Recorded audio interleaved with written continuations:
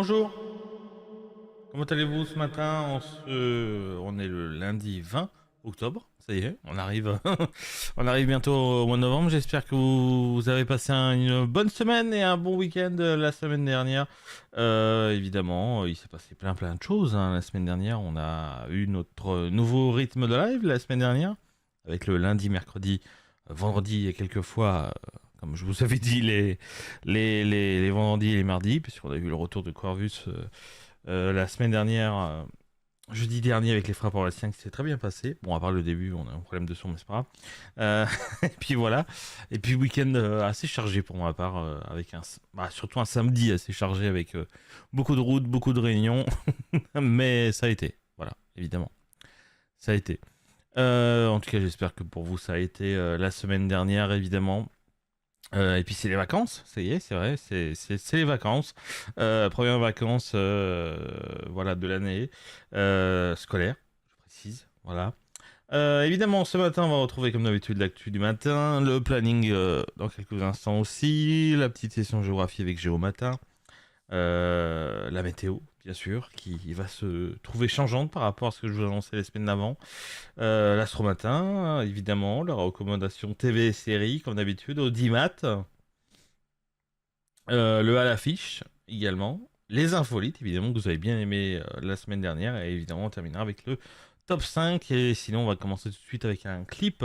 Eh bien, on va voir si j'arrive à parler ce matin dans l'actu du matin, parce que les actus sont longues et évidemment, comme d'habitude, pas forcément bonnes. Mais c'est pas grave. Ça, on commence à avoir l'habitude.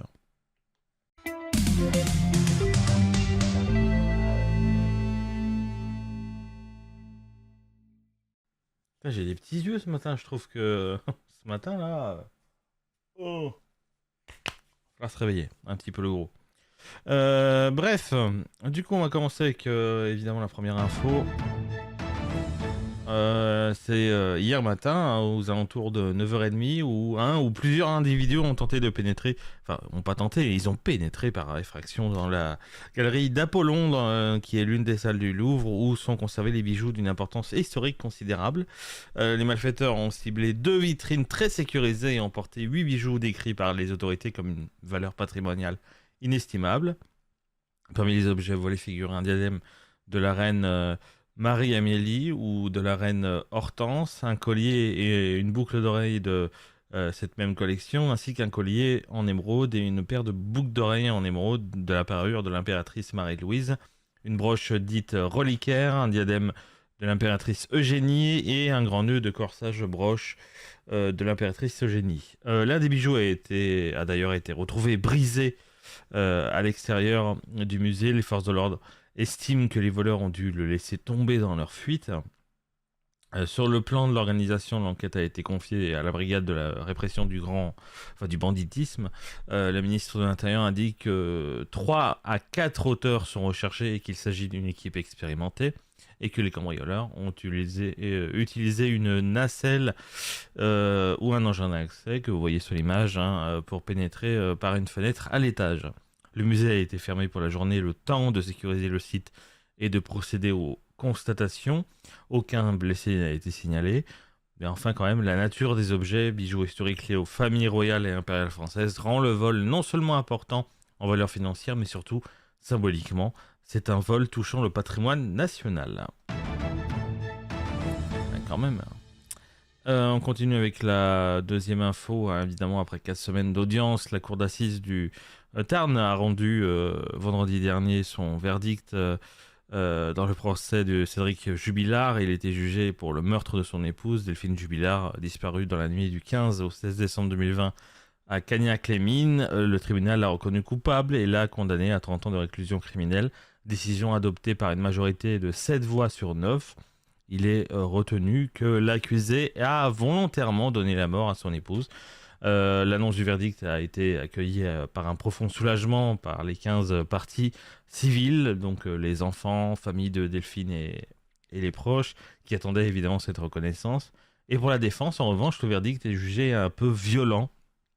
Les avocats de Cédric Jubilard ont annoncé qu'ils allaient interjeter, évidemment, appel dans un délai de 10 jours.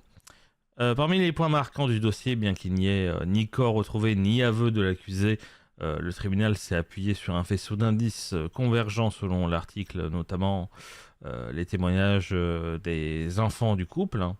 Donc Louis, 11 ans, et Léa, 6 ans, et de la mère de l'accusé qui a évoqué des propos inquiétants tenus par son fils avant la disparition.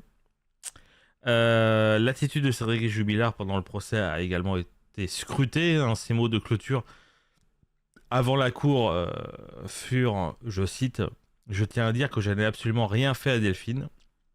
La défense avait mis en avant les carences de l'enquête, absence de corps, preuves directes manquantes, estimant que de telles lacunes ne sauraient suffire à une condamnation, mais l'accusation et les parties civiles, euh, euh, c'est pour eux une accumulation des témoignages, des indices techniques et des faits circonstanciels qui ont fait basculer du coup la décision.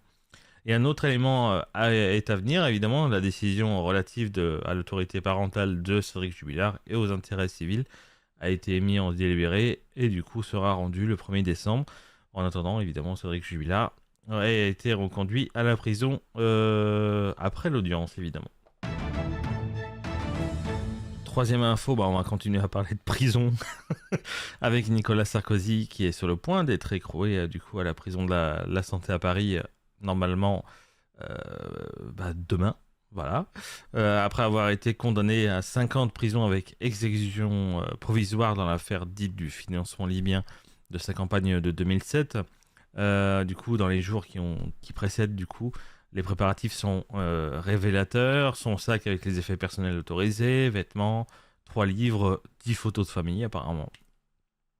C'est prêt, apparemment. Donc, il affirme dans un entretien qu'il n'a pas peur de la prison, qu'il gardera la tête haute, y compris devant les portes de la santé. L'article souligne que, compte tenu de son passé de ministre de l'Intérieur, puis de président de la République, et des dossiers qu'il a eu à traiter, sa sécurité constitue une préoccupation majeure. Pour cette raison, du coup, la décision a été de le placer dans une cellule d'isolement dès son entrée à la prison afin d'éviter tout contact avec d'autres détenus et de limiter les risques d'images ou de photos non autorisées. Il est également précisé que ses avocats déposeront dès les premières heures de son incarcération une demande de remise en liberté auprès de la cour d'appel qui aura 2 mois pour statuer.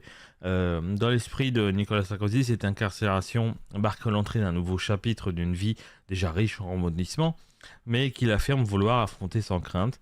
Dans cette phase de fermeture, il a pris le temps de recevoir des proches, organiser des derniers rendez-vous, de régler les affaires de son quotidien. Il insiste sur le fait qu'il ne souhaite pas bénéficier de privilèges spéciaux et sur son intention de traverser cette période avec dignité. En somme, l'article dresse quand même le portrait d'un ancien chef de l'État sur le point de rejoindre la détention, mais qui, dans ses déclarations, se présente comme résolu, calme, prêt à affronter ce moment historique, et ce malgré la gravité de la condamnation et le symbole qu'elle représente pour la fonction qu'il a occupée. Si la vie politique et antérieure de Sarkozy a souvent été marquée par l'affrontement et la controverse, ici c'est l'attente silencieuse d'un nouveau tournant qui occupe la scène. On va peut-être parler de choses un peu plus joyeuses, notamment la première soirée de la saison 2025 de la Star Academy sur 2025, qui a été placée sous le signe de la tension et des surprises. Au château d'Amaryllis, les nouveaux candidats âgés de 18 à 25 ans ont fait leur entrée et ils sont prêts à se lancer dans l'aventure. D'ailleurs, ils sont normalement en train de passer leurs premières évaluations actuellement. Voilà, normalement. Dès ce premier prime, un dispositif évidemment inédit marque la rentrée. Les professeurs ont décidé qu'à l'issue de la soirée, celui des élèves qui sera qui se sera le mieux illustré, on va dire, qui du coup s'est mieux illustré samedi soir, du coup a été immunisé pour le prochain prime, donc ne peut pas être nommé. Et parmi les prestations de samedi soir, c'est notamment le candidat nommé Victor, 24 ans et originaire de Paris, qui a marqué les esprits avec sa reprise de My Way. En récompense, il a obtenu l'immunité et donc à l'abri de la nomination pour la semaine suivante. L'ambiance était donc chargée, installation au château, découverte de la promotion 2025, premier numéro, mais aussi ce mécanisme d'immunité qui change du coup un peu la donne dès l'ouverture. Tout cela doit permettre d'introduire un enjeu nouveau pour les candidats et de donner d'emblée une intensité supplémentaire à l'aventure. Du coup, en résumé, la soirée a posé les jalons de cette saison, un casting jeune et motivé, un décor connu mais renouvelé et une première surprise de taille avec cette immunité accordée dès le début à un candidat. Du coup, l'enjeu est déjà lancé, rester performant et éviter d'être en danger dès la première étape. Et puis on va terminer avec une petite info bretonne aussi, c'est le festival Yaman qui s'est tenu à Rennes ce week-end et qui a affiché des chiffres impressionnants lors de la soirée clôture, et ce sont 4700 personnes qui se sont retrouvées sur la piste pour danser dans le cadre de ce qui est présenté comme le plus grand fest-noz du monde. La soirée organisée dans le parc des expositions de Rennes mêlait la musique et la tradition bretonne dans un cadre festif. Le concept, tout simplement, mettre à l'honneur le fest-noz, cette forme de danse collective et populaire de Bretagne, mais à une échelle beaucoup plus ample qu'habituellement. L'ambiance y était particulièrement forte, un paquet de grandes dimensions, une programmation mêlant des artistes des groupes bretons et des formations très contemporaines, et un public de tout âge très motivé à participer. Je souligne évidemment que cette manifestation réussit à rassembler aussi bien les habitués de la culture bretonne que les nouveaux venus, attirés par l'aspect festif, communal et dansant de l'événement. Le succès se mesure aussi par sa dimension sociale et culturelle. Ce n'est pas uniquement une fête, mais une information de la vitalité de la tradition bretonne dans un cadre urbain, ouvert et certes modernisé. Le fait de qualifier ça de fest-noz et de plus grand du monde met en lumière le caractère exceptionnel de l'événement par rapport au rassemblement habituel de ce type en Bretagne. Et enfin, ce rassemblement à Rennes montre que la danse, la musique et la tradition peuvent revêtir une forme spectaculaire et populaire capable de mobiliser des milliers de personnes autour de la culture bretonne, tout en restant accessible et festif, ce qui, pour les organisateurs, affirme que le modèle fonctionne encore. Tradition et modernité ne se sont pas opposés et peuvent se conjuguer pour créer un moment festif mémorable. Ça va, je n'ai pas trop bégayé ce matin, ça me rassure. On continue tout de suite avec le planning de la semaine. Voilà, avec quelque chose d'un petit peu exceptionnel cette semaine, et ça fait plaisir.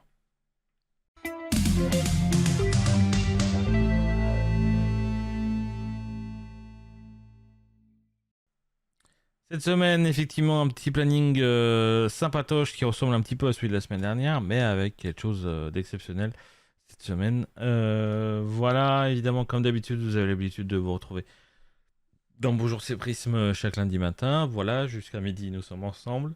Ensuite, bien sûr, comme annoncé la semaine dernière, normalement off le mardi et le jeudi, sauf cas exceptionnel. Évidemment. Donc, généralement avec Corvus, vous verrez. Bon, la mardi, on est en off. Mercredi, évidemment, on se retrouve pour la suite de Spider-Man Miles Morales à partir de 11h. Et ensuite, on enchaînera à midi et demi sur du FC 25, continuer la carrière de notre joueur. Au FC Nantes, bien sûr. Et jeudi, du coup, c'est ça l'émission exceptionnelle. Là, on se retrouvera à 21h pour Face au Direct. Rappelez-vous, l'année dernière, on animait GoActu avec beaucoup de monde. Évidemment, vu que GoActu est une marque qui appartient à GoStream, évidemment. Du coup, évidemment, on revient de droit à GoStream. Mais tout l'aspect que je faisais dans GoActu avait été... La nouvelle formule était inventée de toutes pièces de ma part. Bien qu'aidé avec le quiz à l'époque, évidemment. Mais sauf que du coup, évidemment, c'est un concept qui m'a plu. Et évidemment, on remet ça en place cette année. Et en plus, en co-animation avec Corvus qui a décidé de s'implanquer, s'implanquer, ça veut rien dire, s'impliquer, c'est ça que je voulais dire de base, davantage dans cette émission d'actualité de débat, puisque du coup on aura l'occasion de débattre aussi également sur des différents sujets, puisque Corvus est un très bon débatteur. Donc voilà, ça me fait plaisir d'animer du coup cette émission avec Corvus, et ça s'appellera Face au Direct, et ça sera normalement une fois par mois. Et du coup, la première édition est ce jeudi à 21h, Face au Direct avec Corvus. Vendredi, nouvel épisode de Race Week, évidemment. Cette semaine, on est au Mexique. Après avoir gagné avec Alpine la semaine dernière à Austin. D'ailleurs, je sais même pas qui c'est qui a gagné. Parce que vous voyez, je fais toujours les émissions de Formule 1, mais je regarde plus la Formule 1 pour des raisons personnelles. Mais euh, je sais pas qui a gagné le Grand Prix hier. Actualité. Carambolage extrême au GP. Ah ouais? Il y a eu un sacré carambolage. Domine le GP ouais, aux États-Unis devant Norris, il relance un peu plus le championnat. Ok, d'accord. Donc c'est Verstappen qui a gagné. Ok, d'accord.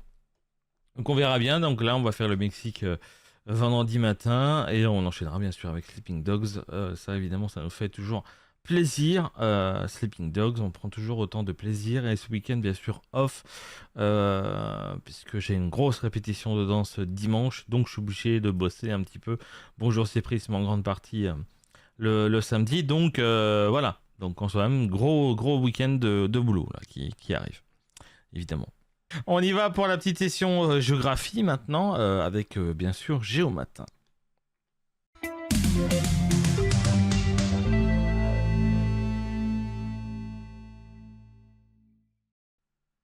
Et comme d'habitude pour Géomatin, petite musique, ça fait plaisir. Voilà, très bien. Et comme d'habitude, évidemment, on commence avec du Saint-Nazaire, bien sûr. Il y a des points vêtements maintenant. Alors, qu'est-ce que c'est que ces nouveautés? Je crois que j'ai encore ma vieille image de profil. Carte préférée. Saint-Nazaire, bien sûr, et je vous affiche ça. Hop là, jouer. Boulevard François Mitterrand, non, encore ou non, je sais plus comment c'est. Si, c'est François Mitterrand. Ah non, c'est Gabriel Fauré. Ça a changé. C'est vrai. Avant, François Mitterrand continuait davantage, mais je crois. Ouh non, je me gourre peut-être. Par rapport où est-ce qu'on est? On est par là, à mon avis. Voilà, 3 mètres. Oula. Ouais, bah c'est les landettes, mais dans ces trucs-là, moi je dirais. Par rapport à. Oui. 3 mètres aussi également. Si on fait que des 3 mètres, c'est très drôle. Charles Longuet. Ça, on l'a déjà eu. Charles Longuet, on est par là. Et on est en face, on est là. 1 mètre. Boulevard. C'est boulevard Albert 1er. On est pratiquement à la pointe. Ici, dans le tournant. Allez, on va se mettre plus par là. 3 mètres. Ça me dit vaguement quelque chose. C'est Saint-Marc, ça. Ouais, c'est ça. On est sur la route de Saint-Marc. Sauf qu'on est. Je crois que c'est ce rond-point-là. Je suis pas sûr. Oui, après tu descends. Oui, non, c'est bon. C'est ce rond-point-là. Je me fie par rapport à la baraque.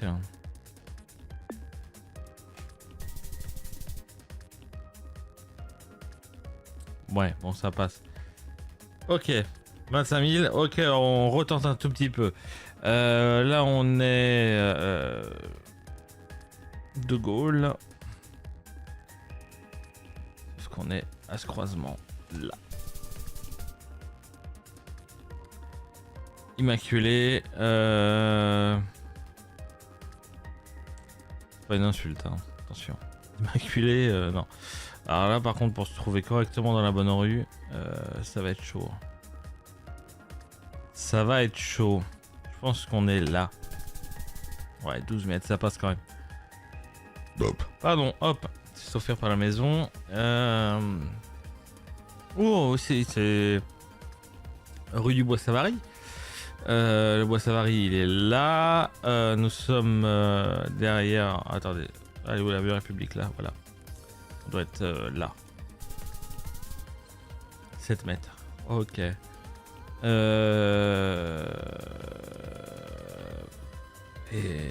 ben on est à la Tréballe.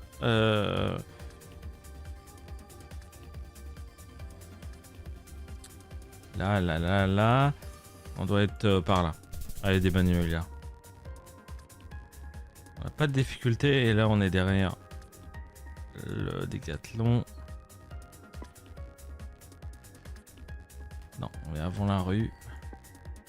On doit être limite au début. Ouais, bien après le bâtiment, on est même plus par là.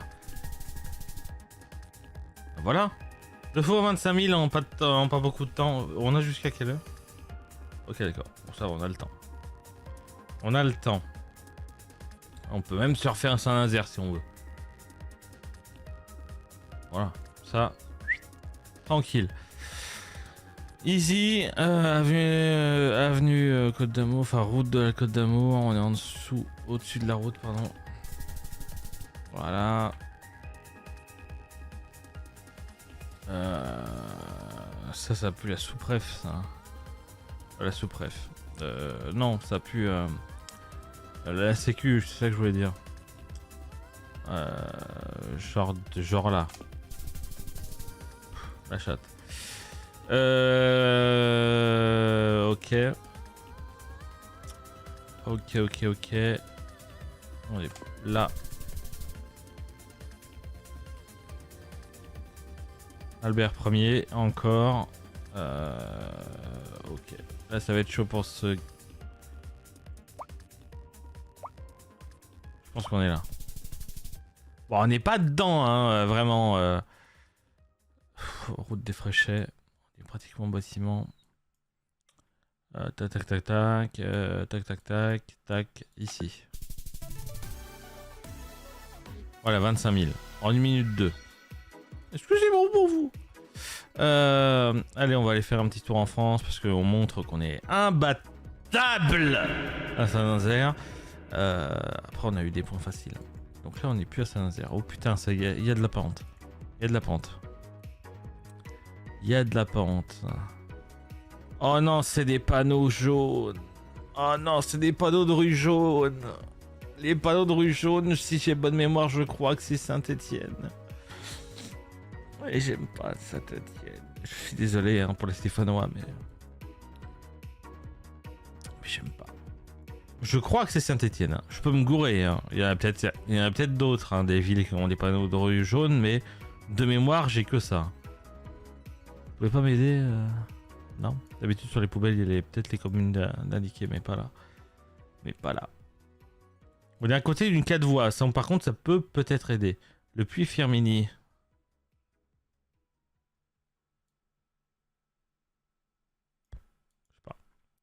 Je crois. Hein. Mais s'il y a une 4 voies, j'aimerais bien avoir le nom, enfin le numéro de la 4 voies. Saint-Étienne Centre, sortie 21. Mais le problème c'est... D'accord, sortie 21. On est sur la N88. N88, sortie 21. Elle est là. Sortie 21 qui est à notre sud. Alors attendez. Si la sortie 21 qui est là est à notre sud. Là. C'est-à-dire que la route... Attends. C'est à notre sud, on est d'accord. Donc on est biaisé, mais... Je peux pas avoir un nom de rue là? En vrai, on passe assez loin, quoi. C'était quoi le nom de la rue, là? Eugène Fontanille.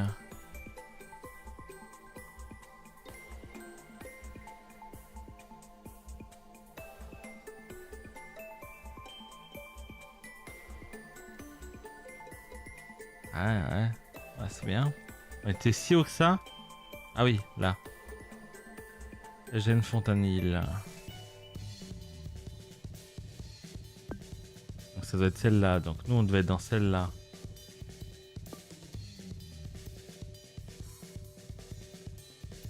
Genre ici. 1 mètre. Wouh! Bien.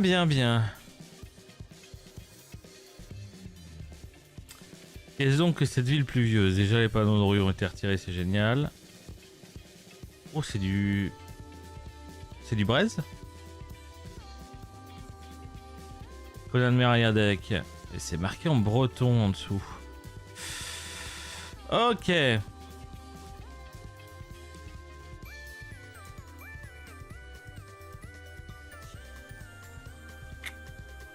crois que c'est du breton. Eh oui. Tannes, on est à Nantes. Ah, si c'est Tannes, on est à Nantes. Il y a des rues traduites en breton à Nantes.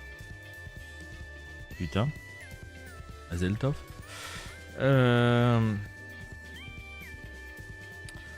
Parce que Nantes c'est extrêmement grand, c'est la 5e ville de France.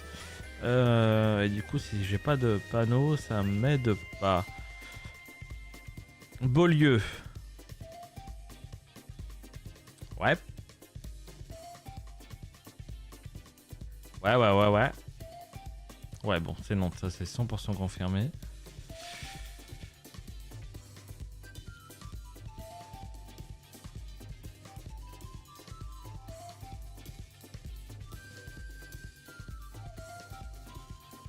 C'est marrant, ça me dit rien. Pourtant, je connais bien.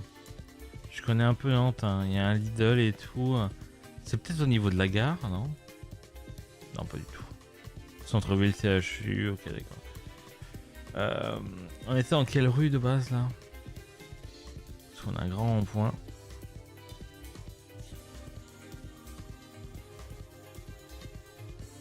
Pour moi, on est quand même dans la partie nord, mais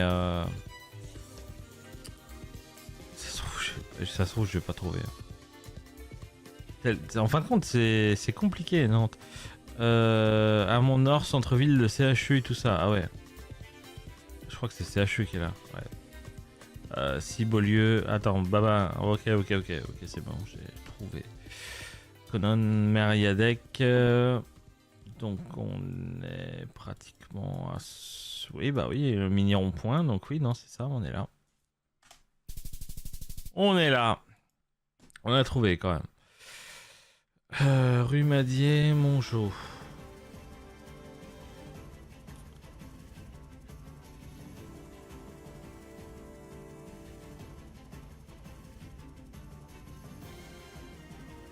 Non, pas d'indication. Pas d'indication. Place Saint-Jean. C'est très bien, mais je veux que ça me passe.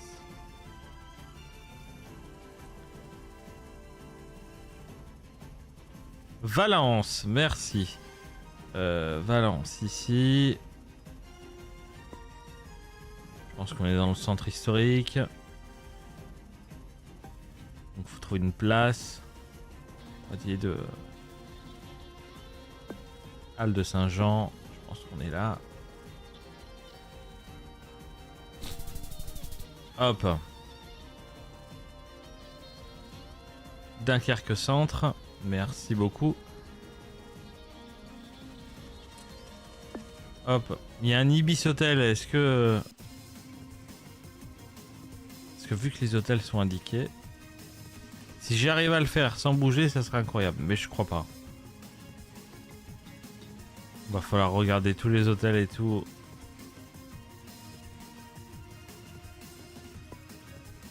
Ça correspond? Ça correspond de ouf. Attendez, on est là?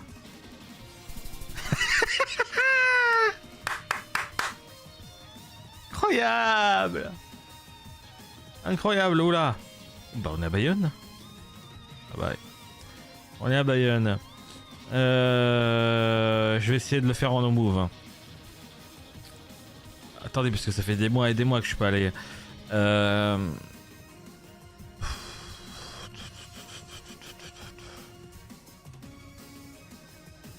Je vais essayer de reconnaître. Ça fait des mois et des mois que j'ai pas mis les pieds.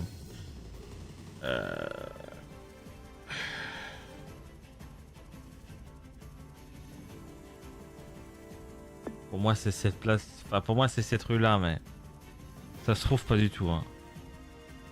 Non, c'est pas Noco. Je vois l'usine à jeux. Ouais, non, c'est pas Noco. Normalement elle doit être là. Ok. Ah mais disons, ça faisait longtemps que j'avais pas eu un point Bayonne, on va dire. Ville de France, voilà. C'est Bello. Et ben voilà. Le problème c'est qu'on est en avance pour une fois. Bah, évidemment je l'ai plus dans ma carte favorite, mais J'ai bien envie de tenter.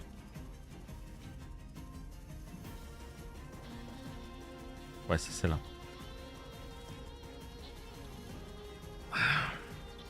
Savoir si...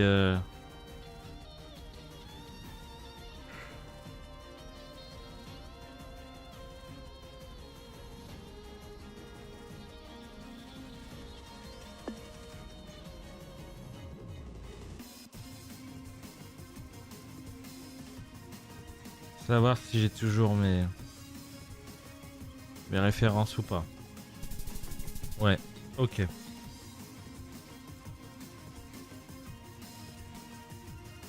Ah, j'ai pas, faut que je bouge. Donne-moi le nom de la rue.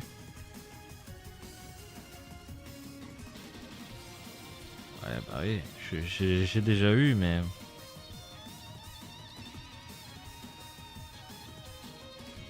J'ai déjà eu, mais...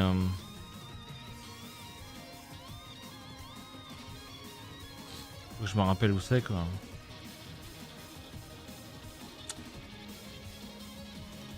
Avec le Grand Hôtel, c'est ça. Le Grand Hôtel, c'est celui-là, et puis voilà. Non, je regardais bien dans la bonne direction. Je me rappelais à peu près correctement. Ça doit être là. Ouais, un peu plus bas, mais ça passe. Ah, le fameux point, attendez. Avec le passage à niveau. Ok, d'accord. Avec la Nive. Avec le passage à niveau. Non, c'est pas celui-là. Ça va être celui-là. Ouais.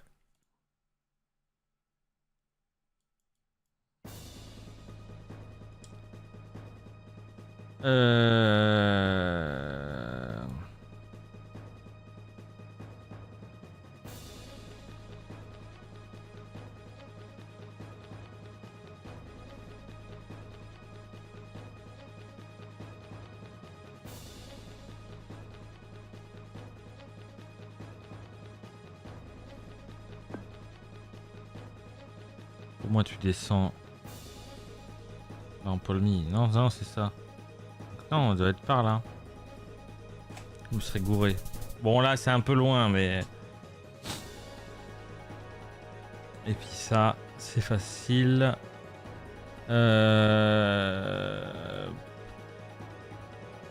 Enfin, c'est facile. Quand on se rappelle, normalement, c'est ça. Normalement, on doit être par là. Bon, ça va. En vrai, ça va. On a juste perdu un peu de points là-dessus, mais en vrai, ça va. Il y a encore quelques connaissances sur la ville, donc ça va. Bon, on continue tout de suite avec la météo et vous allez très vite déchanter certainement.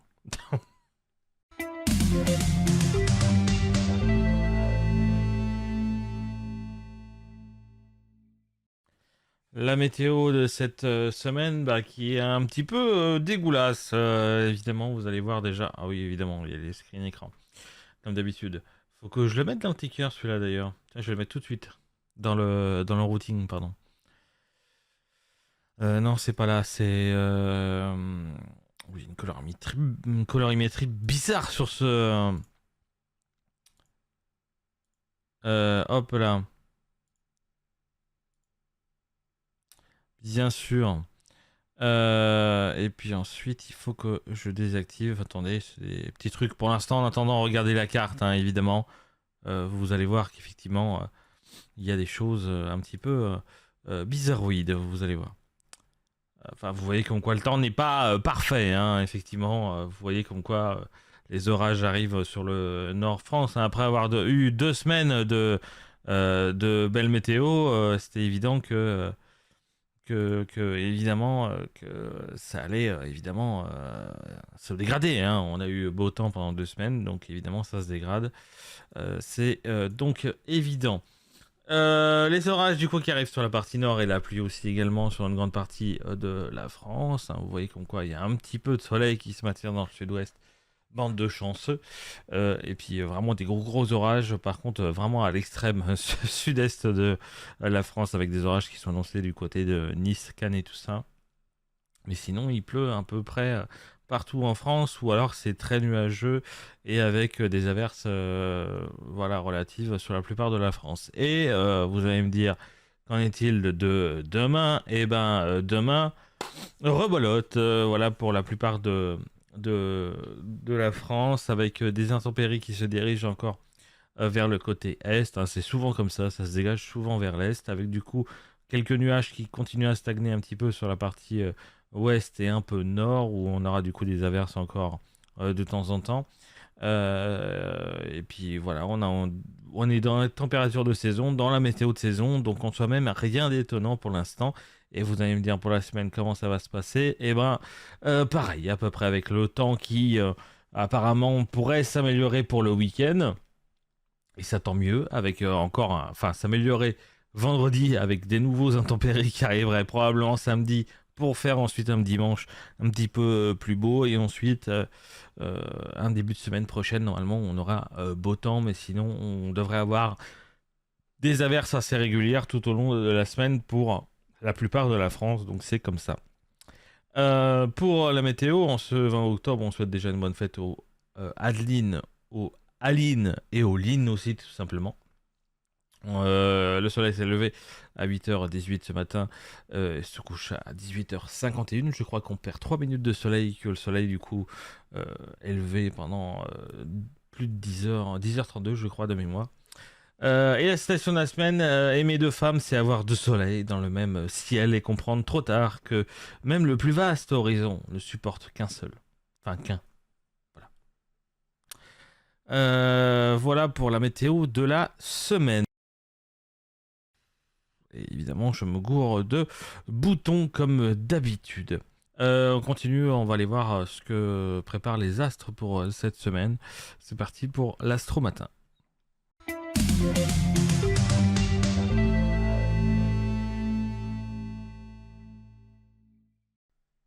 Évidemment, comme d'habitude, petite musique. On commence comme d'habitude avec les béliers. En amour, c'est 3 étoiles. Tu veux tout de suite. Malheureusement, les autres fonctionnent sur batterie lente. Au travail, c'est 4 étoiles. Une bonne idée pourrait bien t'attirer des félicitations ou un peu d'envie. Du coup, savoure sans fanfaronner. Putain. Et côté santé, c'est 3 étoiles. Le café n'est pas un groupe alimentaire, même si ton corps semble en douter. Pour les taureaux, en amour, c'est 4 étoiles. Ton charme opère, mais attention à ne pas confondre romantisme et gourmandise. Pas de bol. Côté travail, c'est 3 étoiles. Reste calme. Tout n'a pas besoin d'être fait à ta manière. Même si, soyons honnêtes, c'est souvent la meilleure. Et pour la santé, c'est 4 étoiles. Une bonne nuit de sommeil ferait des miracles. Ou 2, ou 6. Je suis d'accord. Pour les Gémeaux, en amour, c'est 3 étoiles. Beaucoup de discussions, peu d'action. Essaie de passer du bavardage au flirt concret. Pour le travail, c'est 3 étoiles également. Tu jongles bien, mais à force de tout faire, en même temps, tu risques de faire tomber un dossier. Ou 3. Et en amour, en santé, c'est 2 étoiles. Ton cerveau tourne à 300%, mais ton corps réclame une pause. Écoute-le avant qu'il ne t'envoie un message passif-agressif. Pour les cancers, en amour, c'est 4 étoiles. Câlin, tendresse et un brin de nostalgie. Le trio gagnant. Côté travail, par contre, c'est 2 étoiles. Trop d'émotions dans les réunions, pas assez de recul. Respire avant de répondre. Et pour la santé, c'est 4 étoiles, ton moral remonte et ça se voit. Ne retombe pas dans la couette mélancolie du dimanche. Pour les lions, en amour, c'est 3 étoiles, ton cœur veut briller, mais tout le monde n'a pas ton sens du spectacle. Dose ton charisme. Côté travail, c'est 5 étoiles, une victoire à savourer, on te regarde, on t'admire et tu adores ça. Mais pour la santé, c'est 3 étoiles. Trop d'énergie mal canalisée, essaie le sport plutôt que le drame. Pour les vierges, en amour, c'est 2 étoiles. Trop d'analyse, pas assez de ressenti. L'amour n'est pas un fichier Excel. Pour le travail, c'est 4 étoiles. Ta rigueur paie, mais cette fois, sans qu'on te traite de maniaque. Bon, enfin presque. Et pour la santé, c'est 3 étoiles, ton sommeil te fuit. Peut-être parce que tu repasses ta journée dans ta tête près de 14 fois. Donc, il faudrait peut-être... voilà. Pour les balances, en amour, c'est 5 étoiles, charme, douceur et timing parfait. Une belle semaine pour séduire ou consolider. Côté travail, c'est 3 étoiles, petit doute, grand effet de style. Décide-toi avant que quelqu'un ne le fasse pour toi. Et pour la santé, c'est 4 étoiles, un regain d'énergie t'accompagne sans doute grâce à ton sourire retrouvé. Pour les scorpions en amour, c'est 3 étoiles, l'intensité, toujours l'intensité, et c'est juste de ne pas effrayer les âmes sensibles. Côté travail, c'est 4 étoiles, l'efficacité revient, un dossier compliqué, tu l'attrapes par la gorge et tu le règles. Et pour la santé, 3 étoiles, l'équilibre, ce n'est pas ton fort cette semaine. Hydrate-toi et non pas avec du vin. Pour les sagittaires en amour, c'est 4 étoiles, rencontre possible, mais à condition de lever les yeux de ton téléphone. Côté travail, c'est 3 étoiles, un peu de désordre, beaucoup d'idées. Canalise ton charisme et ton enthousiasme avant qu'il ne te dépasse. Et pour la santé, c'est 4 étoiles, tu tiens la forme, continue sans te transformer en coach pour tout le monde.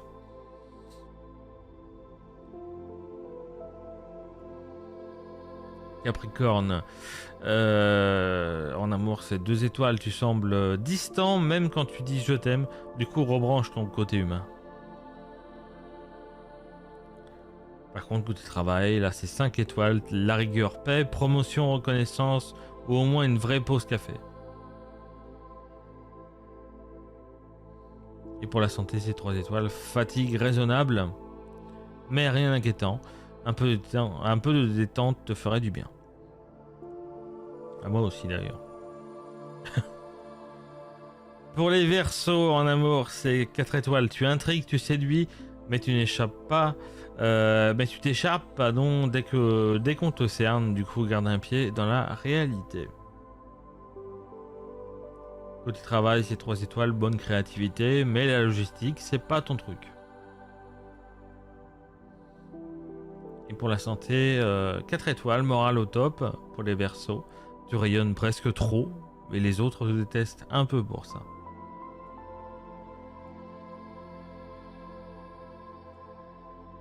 Et pour les Poissons, en amour, c'est 3 étoiles, beaucoup de rêveries, peu d'actions concrètes. Reviens sur Terre, l'amour ne tombe pas du ciel, sauf si tu vis sous un balcon, évidemment.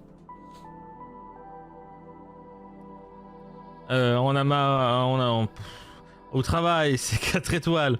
Ton intuition est précieuse, mais essaie d'écouter aussi les faits. Mieux. Et en santé, 2 étoiles, attention à la fatigue nerveuse. Dormir, ce n'est pas perdre du temps.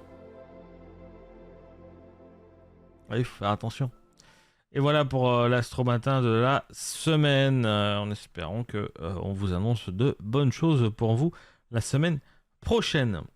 On continue avec la recommandation, dis donc, il faut que j'aille me recoucher après. TV et séries. Ouais, c'est les vacances, ça doit être les vacances pour tout le monde. Ouais, vraiment. Le jingle, ça serait bien aussi.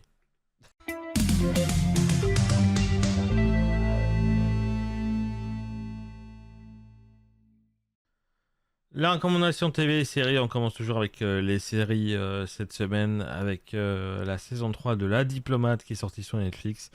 Dans cette saison, l'ambassadrice américaine Kyle Wyler se retrouve dans le cauchemar particulier d'obtenir enfin ce qu'elle pensait vouloir. Et après avoir dénoncé une machination fomentée oula, par la vice-présidente, alors que le président est mort et que Grace Penn accède à la présidence, Kate, son mari Al Wyler, je comprends rien déjà à ce que je lis, et leur entourage sont récapitulés dans un jeu de pouvoir imbriquant Londres et Washington, diplomatie et tradition personnelle.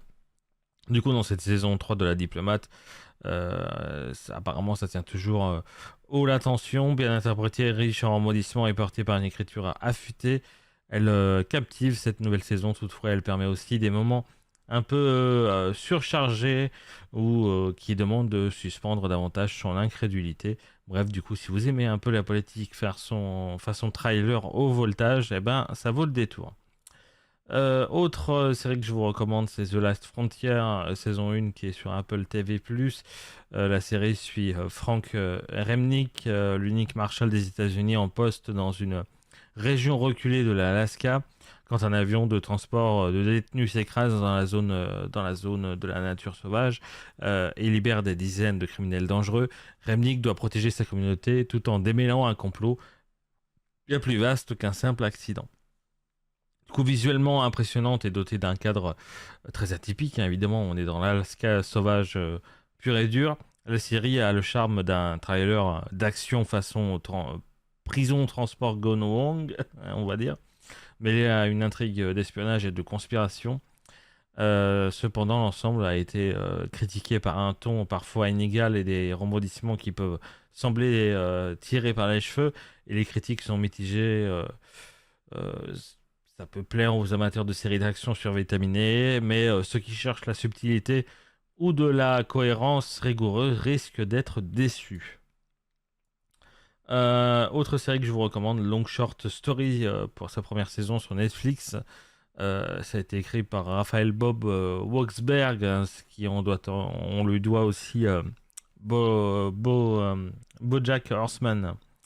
Cette série animée, du coup, suit la famille Schwopper, les parents Naomi et Elliot et les trois enfants Avi, Shira et Yoshi sur plusieurs décennies en sautant dans le temps entre enfance, adolescence et âge adulte. Et du coup, le récit mêle joie, désillusion, héritage culturel et dynamique familiale avec humour et émotion. Long Short Story, du coup, est un bel équilibre entre comédie et introspection. C'est drôle, touchant et intelligemment construit. Grâce à son format de narration qui saute dans le temps, elle capte l'évolution du coup des personnages et montre que les blessures et les liens familiaux traversent les années. Si le ton reste plus léger que celui de BoJack Horseman, la profondeur est bien là et le rendu global est convaincant. Et mini-série, évidemment, comme d'habitude, on termine avec une mini-série que je vous recommande. Et là, ça s'appelle Les Disparus de la Gare. C'est 6 épisodes sur Disney+. On est dans les années 95-2001 dans le quartier de la Gare de Perpignan, en Pyrénées-Orientales, si vous ne connaissez pas. Une adolescente disparaît, puis 3 jeunes femmes sont retrouvées assassinées dans des circonstances terribles. Une jeune enquêtrice, Fleur Robin, et ses collègues se lancent dans une traque de longue haleine sur près de 20 ans pour tenter de faire la lumière sur ce qui va devenir un tueur en série présumé. Oh là, je connais pas le numéro de téléphone, et ben tu me laisses un message et tu me connais. La série en 6 épisodes s'appuie sur les faits réels tout en donnant une voix aux victimes et à leurs familles. Cette mini-série frappe par son ambition et son sérieux. Elle ne se contente pas de dérouler un suspense policier, mais s'attache à restituer un climat social, une époque et surtout le regard porté sur les victimes. Le casting est solide, l'atmosphère lourde et l'intrigue bien ficelée. Cela en fait une proposition forte pour les amateurs de true crime français. En gros, les affaires, les vraies affaires, pas les cold cases, mais les bonnes enquêtes françaises. En revanche, le rythme parfois contemplatif et la gravité constante peuvent rendre le visionnage assez exigeant. Ce n'est pas un divertissement léger, mais une immersion dans une affaire sombre. Pour les films, cette semaine, que je recommande à la télévision, on commence tout de suite avec un film sur l'équipe. Alors, c'est pas souvent que je vous recommande des films sur l'équipe, mais là, c'est un film qui est Michel Vaillant, et c'est ce soir à 21h15 sur l'équipe. Évidemment, on parle de l'équipe Vaillante, hein, dirigée par des décennies par la famille Vaillant, qui côtoie le succès et rivalité dans le monde de la course automobile. Leur pilote vedette, Michel Vaillant, doit affronter la redoutable équipe Leader, désormais dirigée par une femme déterminée à venger son père. Lors d'un rallye, David, coéquipier de Michel, trouve la mort après un accident provoqué. Sa veuve, Julie, prend sa place dans l'équipe Vaillante. Et lorsque la leader s'engage au prestigieux 24 heures du Mans avec le numéro 13 Maudit, la tension monte et Michel devra non seulement rivaliser sur la piste, mais aussi faire face à un complot visant sa famille. Le film est visuellement impressionnant, les séquences de course sont bien filmées, la mise en scène a du style et la passion de l'automobile se sent.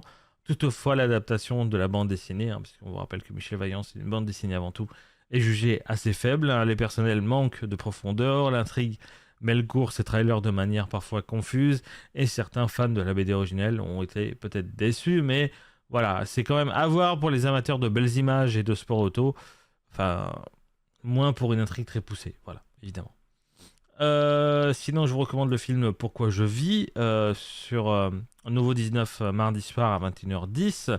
Ce film qui retrace la vie de Grégory Le Marchal, hein, depuis l'annonce de sa maladie, hein, la mucoviscidose dans son enfance jusqu'à son éblouissante victoire à la 4e saison de la Star Academy en 2004, puis son combat contre la maladie et sa disparition en 2007.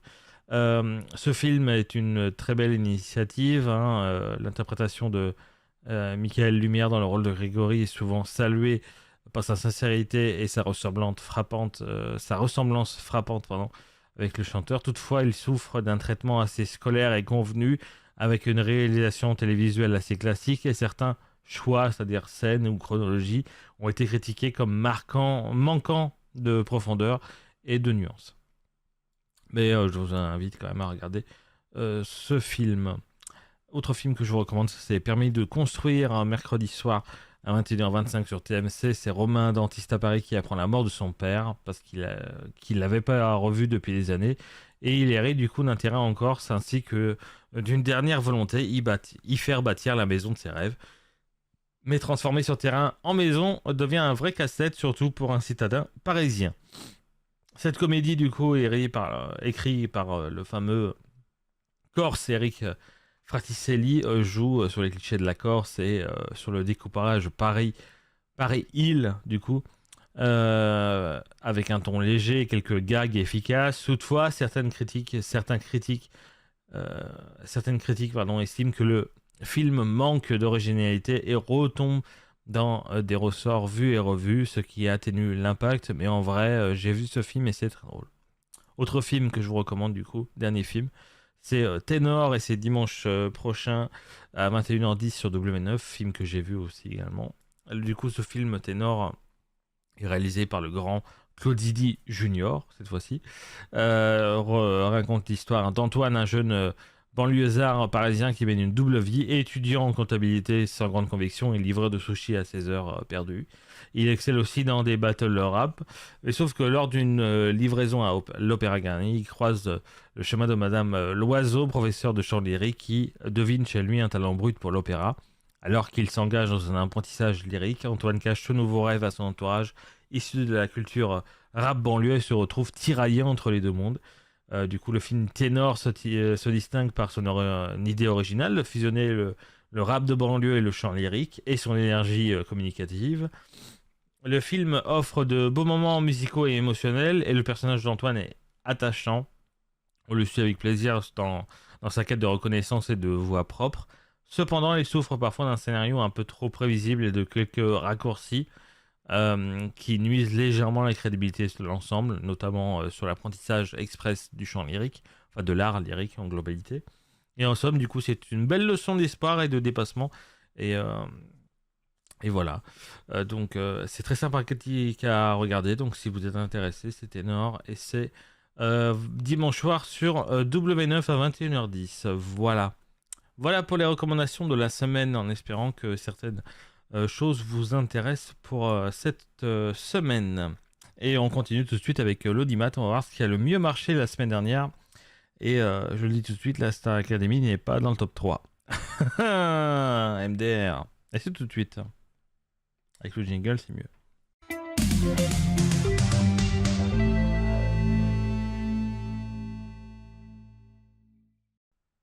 Et non, la Star Academy n'est pas dans le top 3, mais il est dans le top 4. Et voilà, il est quatrième meilleure audience avec la Star Academy samedi soir avec 3 257 000 téléspectateurs, ce qui est déjà pas mal pour un démarrage d'émission, mais pas exceptionnel par rapport au reste, évidemment. Et d'ailleurs, TF1 a été leader pratiquement toute la semaine ou en grande globalité, donc voilà, c'est une grosse semaine pour TF1. Donc Star Academy, effectivement, avec 2 257 000 téléspectateurs samedi soir, avec pas loin avec un peu plus de 18% de part de marché, suivi derrière par France 2 avec 100% logique avec 2 891 000 téléspectateurs. Il y a eu, vous savez, les meurtres à sur France 3, et là c'était meurtre à Meaux sur France 3 samedi soir avec 2 785 000 téléspectateurs. Qu'est-ce qu'on a eu ce soir-là? Rien de folichon en soi-même, hein. On a eu que des habituels avec Au cœur d'enquête sur C-Star avec 200 000 téléspectateurs, des chroniques criminelles sur TFX avec 370 000 téléspectateurs. On a eu encore du Colombo sur TMC avec 539 000 téléspectateurs. Et puis en dernière position, on a RMC Live avec La Folie du Camping-Car avec 112 000 téléspectateurs. Bon, ça on commence à être un peu habitué. Troisième meilleure audience de la semaine, c'était mercredi soir avec la série Tracker sur TF1 avec 3 443 000 téléspectateurs, avec un peu plus de 18% de part de marché, suivi derrière par France 3 avec Des Racines et des Ailes avec 1 974 000 téléspectateurs avec 12% de part de marché, et du film Kaamelott sur M6, premier volet, qui a été diffusé avec 1 829 000 téléspectateurs avec pas loin de 12% de part de marché également. Ce soir-là, je vous avais recommandé le film American Sniper sur MC Story, qui a réuni 478 000 téléspectateurs avec pas loin de 4% de part de marché. Devant lui, sur TF1 série film, il y a eu le film Solo Star Wars Story, qui a réuni 500 000 téléspectateurs quand même, un peu plus de 500 000. Et sinon, ce soir-là, rien d'exceptionnel. C'est Malcolm encore avec Gulli, qui est arrivé avec 103 000 téléspectateurs. Et d'ailleurs, on a eu le début de Ça se discute sur MC Live mercredi avec 123 000 téléspectateurs, ce qui est pas terrible. Voilà. Deuxième meilleure audience de la semaine, c'est encore TF1 avec Enquête en famille, avec 3 514 000 téléspectateurs, avec pas loin de 20% de part de marché, pardon. Ce soir-là, je vous aurais recommandé, d'ailleurs, je vous avais recommandé sur W9, mais c'était pas W9, c'était TMC, le film J'adore ce que vous faites avec Artus et Gérard Lanvin, qui a réuni 711 000 téléspectateurs sur TMC avec pas loin de 5% de part de marché. Ce soir-là, il y avait sur France 3 aussi Prière d'enquêter avec 1 920 000 téléspectateurs. Le meilleur pâtissier sur M6 avec 1 882 000 téléspectateurs. Il y a eu l'événement aussi, grosse soirée politique sur France 2 avec 1 59 000, 59 000, 1 59 000, c'est ça, téléspectateurs. Il y a que la vérité qui compte, encore nouvel épisode sur W9 avec 770 000. Et puis encore des habituels, des enquêtes à tout va sur toutes les autres émissions, sur toutes les autres chaînes. Et en dernière position, Gulli The Middle avec 62 000 téléspectateurs. Là par contre, quand tu passes en prime time en dessous du 100 000, ça fait un peu mal au cul. Mais bon, c'est comme ça. Et première audience, bon, on n'est pas étonné, hein, c'est le football encore cette semaine, avec le match Islande-France. C'était lundi dernier avec 4 674 000 téléspectateurs avec pas loin de 24% de part de marché. Là, évidemment, ça fait mal au cul. Avec sur M6, L'amour est dans le pré, avec 3 268 000 téléspectateurs avec 17% de part de marché.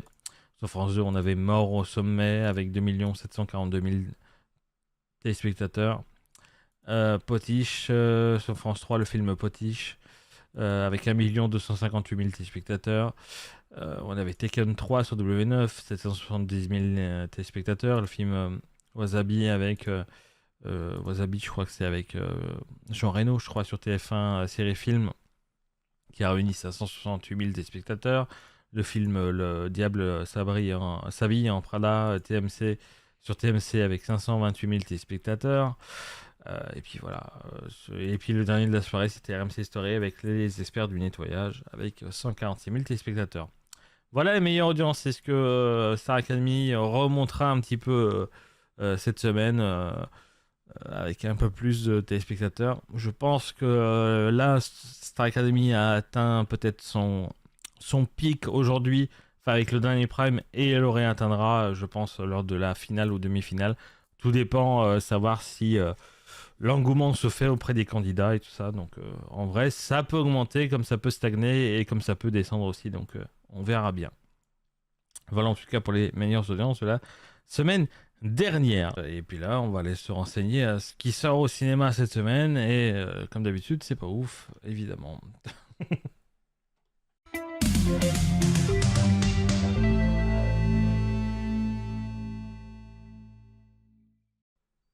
Enfin, c'est pas ouf.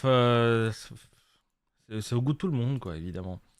On peut déjà aller voir, déjà, évidemment, bon, c'est vrai, le deuxième volet de Camelot, partie 1, qui sort mercredi, un film, évidemment, d'Alexandre Astier, avec Alexandre Astier, évidemment. Enfin, si je vous dis toutes les stars qu'il y a dans ce film, on n'est pas fini, hein, évidemment.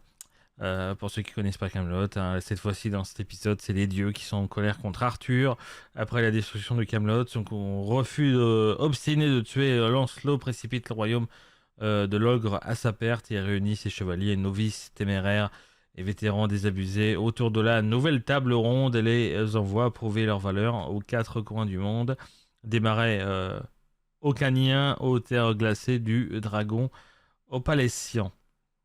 C'est compliqué à dire. Autre film que je vous recommande, c'est L'homme qui rétrécit avec Jean Dujardin. C'est L'homme qui rétrécit, une nouvelle adaptation du roman culte de Richard Matheson qui nous entraîne dans le sillage de Paul, un homme ordinaire qui partage sa vie entre son entreprise de construction navale, sa femme Élise et leur fille Mia. Mais lors d'une sortie en mer, Paul se retrouve confronté à un étrange phénomène météorologique inexpliqué. Dès lors, Paul rétrécit inexorablement, sans que la science ne puisse lui expliquer pourquoi, ni lui être d'aucun secours. Quand par accident il se retrouve prisonnier dans sa propre cave, et alors qu'il ne mesure plus que quelques centimètres, il va devoir se battre pour survivre dans cet environnement banal, devenu périlleux. Lors de cette expérience, Paul va se retrouver confronté à lui-même, à son humanité, et tentera de répondre aux grandes interrogations de l'existence. L'homme qui a rétréci a toutefois un récit initiatique et un grand film d'aventure, et ça sort mercredi. Sinon, on a un film biopic, voilà, ça faisait longtemps qu'on n'avait pas eu, sur, cette fois-ci, ce sera sur Bruce Springsteen, putain, toujours compliqué à dire. Et du coup, le nom du film entier, c'est Springsteen Deliver Me From Nowhere. C'est la genèse de l'album Nebraska au début des années 80, période au cours de laquelle le jeune musicien sur le point d'accéder à une notoriété mondiale lutte pour concilier les pressions du succès et le fantôme de son passé. Et enregistré dans un magnétophone 4 pistes dans la chambre même de Bruce Springsteen, dans le New Jersey, Nebraska est un disque acoustique incontournable, aussi brut qu'habité, peuplé d'âmes perdues à la recherche d'une raison de croire. Et sinon, on a La Petite Dernière, un film dramatique. C'est l'histoire de Fatima, 17 ans, qui est la petite dernière d'une grande famille. Elle vit en banlieue avec ses sœurs dans une famille joyeuse et aimante. Bonne élève, elle intègre la fac de philosophie à Paris et découvre un tout nouveau monde. Alors qu'elle débute sa vie de jeune femme, elle s'émancipe de sa famille et de ses traditions. Et du coup, Fatima se met alors à questionner son identité. Comment concilier sa foi avec ses désirs naissants. Voilà les 4 films que je vous recommande cette semaine au cinéma. Et sinon, si vous voulez en savoir plus sur ce qui sort cette semaine au cinéma, si vous aimez tout ça, et bien évidemment, vous regardez Face au Direct, et puis on aura l'occasion de vous dire les films qui sortiront ce mois-ci, globalement. On en reparlera évidemment chaque semaine. Dans Bonjour, c'est Prisme, évidemment. Bien, nouveau clip, tout de suite. Je crois qu'on est largement en avance. Non, pas tant que ça, pas tant que ça. On a 5 minutes, non, 3 minutes d'avance. C'est bien. Et ben on continue avec ce que vous aimez depuis la semaine dernière. On va aller voir les petites infolites de la semaine et on va rigoler ou pas. Parce que des fois, il y a des trucs, on n'a pas envie de rigoler. Mais là, cette semaine, c'est pas vrai.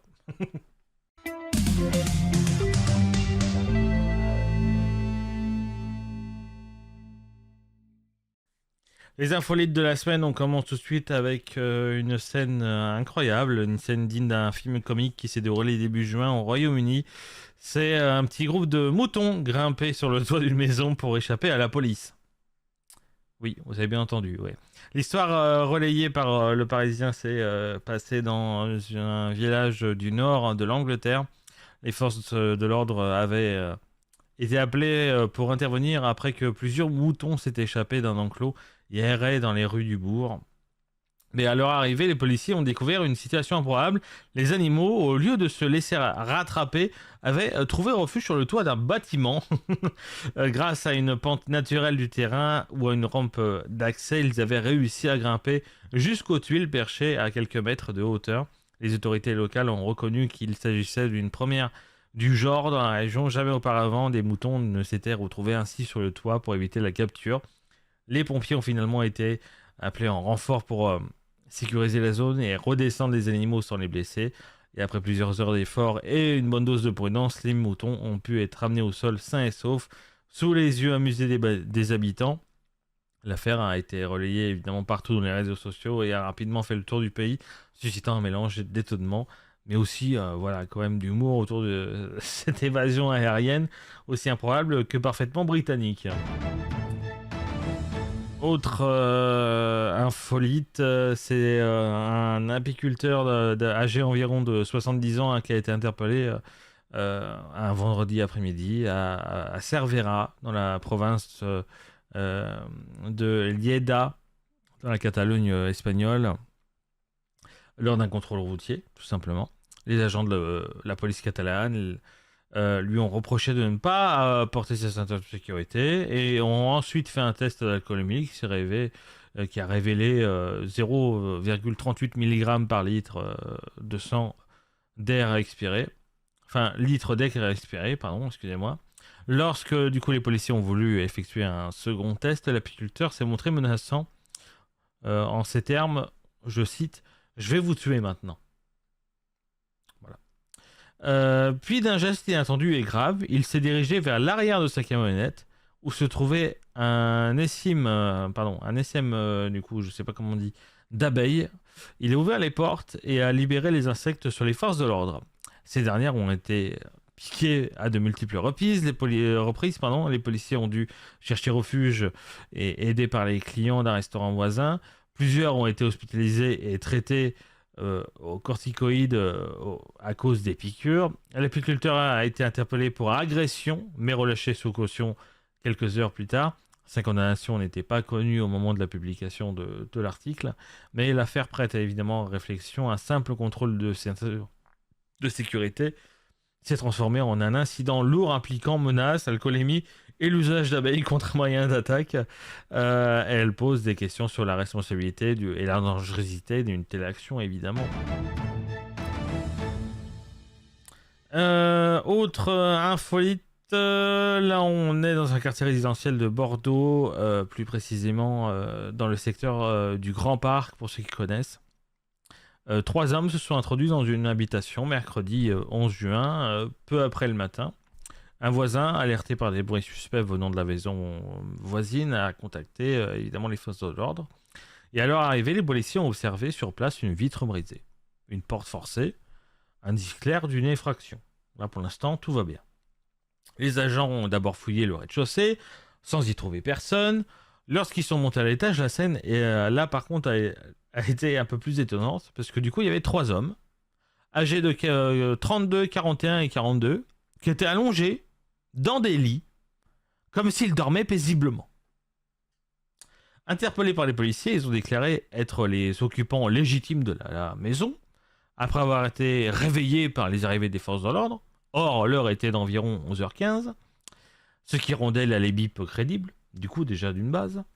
De plus, les 3 hommes avaient sur eux des objets que les enquêteurs considèrent comme probablement volés. Et du coup, bref, cette mise en scène faire semblant de dormir pour dissimuler une intrusion n'a pas trompé les enquêteurs. Et du coup, les 3 individus ont été immédiatement interpellés et placés en garde à vue. Une enquête a été ouverte pour déterminer l'ampleur des méfaits, l'origine exacte des biens saisis, ainsi que les éventuelles implications dans d'autres cambriolages. Et du coup, cet épisode illustre à la fois la réactivité d'un voisin vigilant et l'intervention rapide des forces de l'ordre, mais aussi la créativité pour le moins originale des cambrioleurs lorsqu'il s'agit de tenter d'échapper à la justice. Et pourtant, malgré le décor insolite, la logique policière et les indices matériels ont rapidement permis de trancher. Le lieu n'était pas leur domicile et leur présence dans le lit au petit matin ne tenait pas face aux preuves. Et dernière infolite de ce matin, là c'est une info insolite mais qui n'est pas forcément très drôle. On est dans la commune de Plancy, l'Abbaye, département de l'Aube. C'est une institutrice de l'école élémentaire locale qui a été mise en cause pour avoir, en dehors des heures de cours et parfois lors d'un arrêt maladie, pénétré dans sa salle de classe et tourné des vidéos à caractère érotique. Ces vidéos ont ensuite été diffusées sur la plateforme OnlyFans. Les faits ont été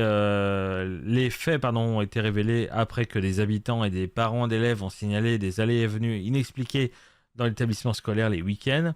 Alerté, le maire a contacté la gendarmerie et lors de son audition, l'enseignante a reconnu les faits. Sur le plan administratif, elle a été suspendue par les services de l'éducation nationale en attente d'une décision définitive quant à son statut. Et côté judiciaire, la mairie de Plancy-l'Abbaye a déposé une plainte pour abus de confiance, considérant que l'enseignante avait accédé sans autorisation aux locaux privés, aux locaux publics, pour une activité privée et lucrative. Par ailleurs, selon des articles récents, l'affaire a abouti à une condamnation dans le cadre d'une comparution sur reconnaissance préalable de culpabilité. Et du coup, l'enseignante a été condamnée à une amende de 5 000 € avec sursis pour abus de confiance. Le tribunal n'a pas retenu de chef d'accusation pour le contenu des vidéos eux-mêmes. Du coup, la qualification retenue vise à l'usage non autorisé des locaux publics, tout simplement.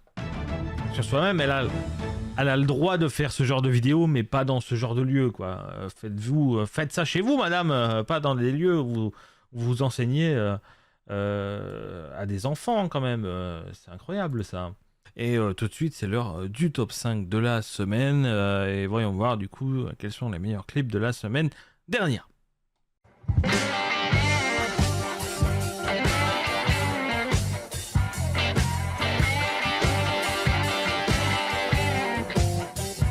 Alors, à moins qu'il me double à la fin, cet enculé, mais non, c'est bon. Non, c'est bon. C'est win. Incroyable, on gagne avec une Alpine à Austin et ça rime.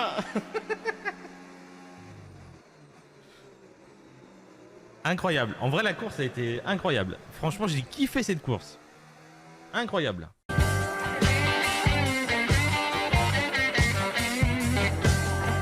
Emblématique de la République française qui a été représentée dans le tableau d'Eugène Delacroix. Oui. La liberté guidant le peuple. Bien sûr. Alors, moi, ce que je trouve bien, c'est qu'en plus, c'est de la chouchouche. Oui. Moi, je touche et demi, parce que l'autre est pas loin de sortir aussi. Oui, c'est vrai, mais tu vois ce que je veux dire, elle est généreuse en plus. Tu vois. Enfin, elle comprend la problématique du peuple. Ah, ça représente bien la France, la générosité, bien sûr. Ah bah voilà. Voilà. Vous avez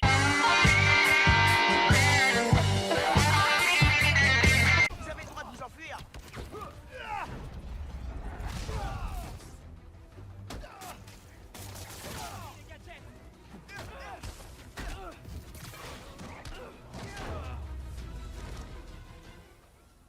Il y en a un qui est empalé là, sur la... Maintenant la valve de pression. Ouais, dans son cul, la valve. Ça devrait être bon. La valve est dans son Je relance cul. l'eau à la station.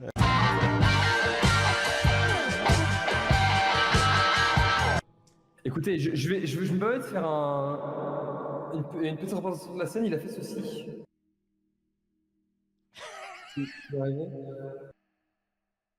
Voilà, il a fait ça. Bon, il avait pas le short. Il n'y avait pas le short. Il y avait pas le short. Mais c'est globalement ce qu'il a fait. Il s'était mis nu devant une employée de l'hôtel, si je ne dis pas de bêtises. Oui, c'est ça. Donc, accusé d'agression sexuelle, de tentative de viol et de séquestration. Ah oui, monsieur Papy. Là, on va trouver Paping, du coup. Peppa Ping.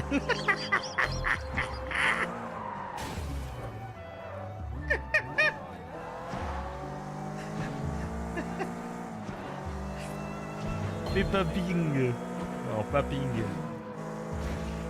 Papy Ping. Papy Ping.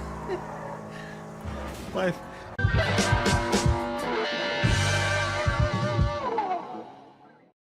On en dit des conneries. Hein. Toutes les semaines, on en dit des conneries. Hein. Ouais, ça fait plaisir, en tout cas. Voilà, ça fait quelques clips et quelques souvenirs. Voilà. Moi, je suis très attaché aux souvenirs.